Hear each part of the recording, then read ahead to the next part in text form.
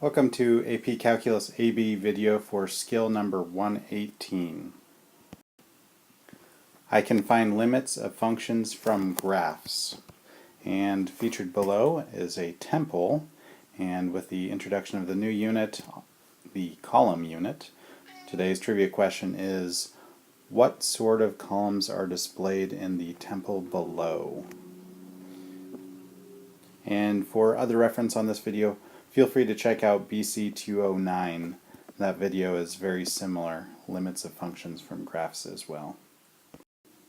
Alright, we'll start our notes on page 118A, and with this skill we are officially getting into what I would consider calculus, and we start calculus with a study of limits. And this skill we need to be able to find limits of functions from graphs.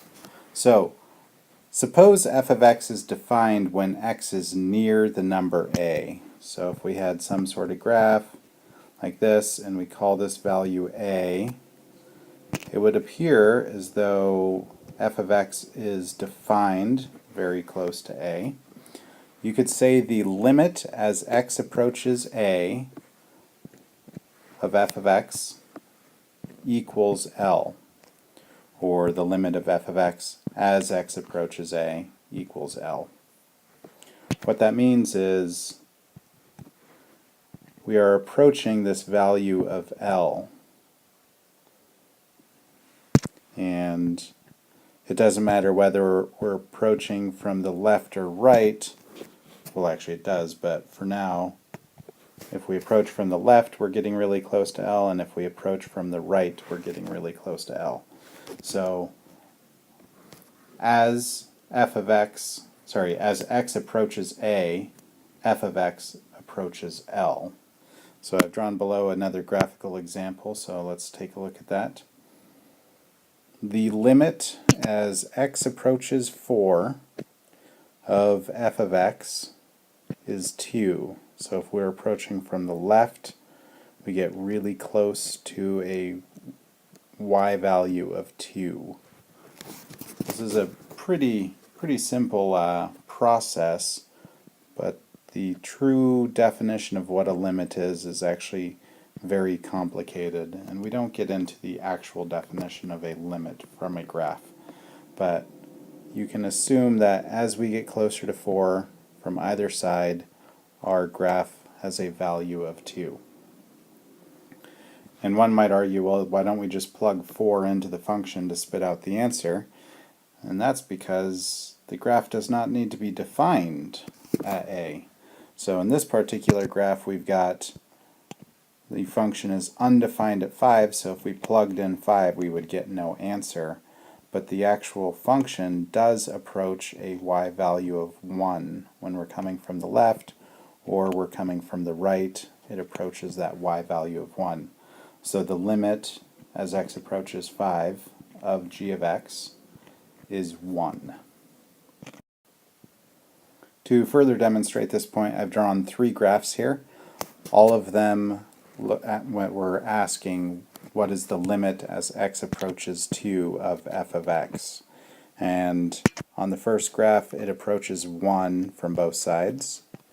On the second graph, it approaches 1 from both sides. And on the third graph, it approaches 1 from both sides. So all 3 of these graphs, even though they're different, the limit as x approaches 2 of f of x is 1, provided these are all f of x.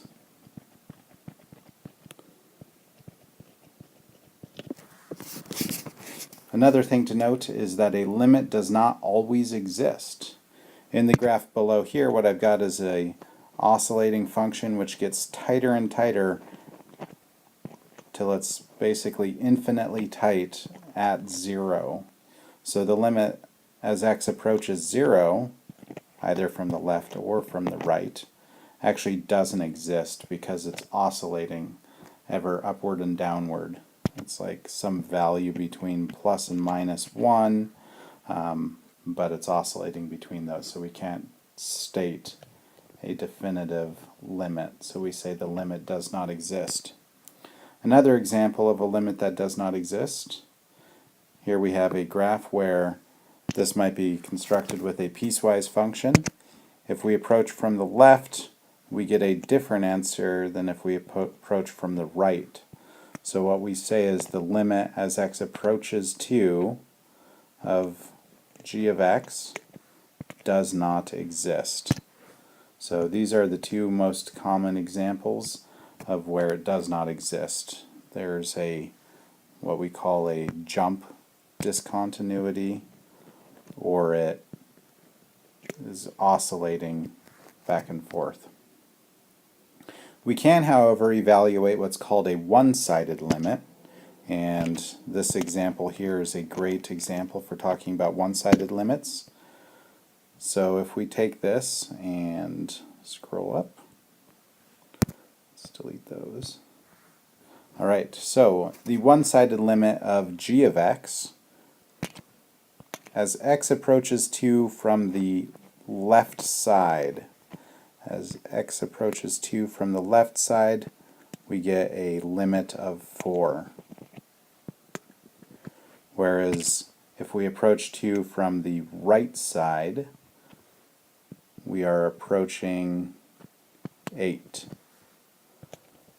So this is one-sided limits. And technically, for a limit to exist, you could say that the left-sided limit equals the right-sided limit. So what we can write here is we'll write this is a left-hand limit or left-side limit. And this is a right side or right-hand limit. And for a limit to exist, we have to say that the limit as x approaches a from the left side of the function equals the limit as x approaches a from the right side of the function. If that's true, then we can conclude that the limit exists. So we're going to get more into looking at limits algebraically in the next skill, but for now we're doing it graphically. I would strongly encourage you to check out the BC video, skill number 209, for this one, because it also has some pretty good examples that might help you understand this concept better. And we'll work through several of them in class, so don't stress it.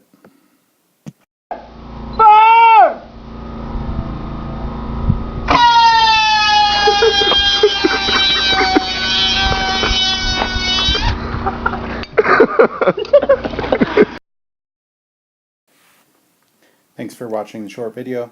Feel free to check out BC 209 for further examples on this skill.